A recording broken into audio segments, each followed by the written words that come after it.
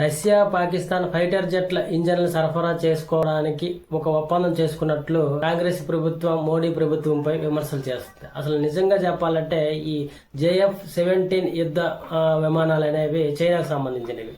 ఇవి పాకిస్తాన్ లో చైనా ఆధ్వర్యంలో తయారవుతూ ఉంటాయి.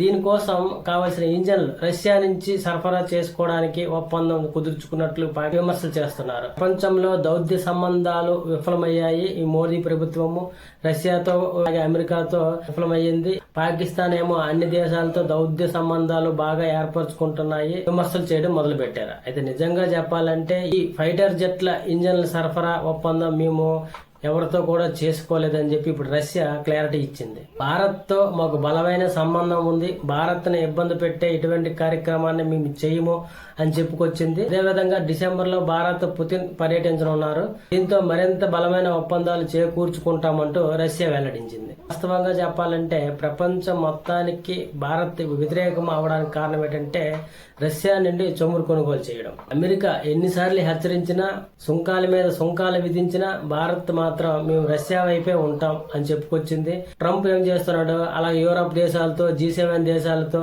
భారత్ పై మీరు ఆంక్షలు విధించండి అని చెప్పుకొచ్చాడు ట్రంప్. అయినా సరే భారత్ మాత్రం మేము రష్యా దగ్గర ఆయిల్ కొంటాం తేల్చి చెప్పేసింది భారత్.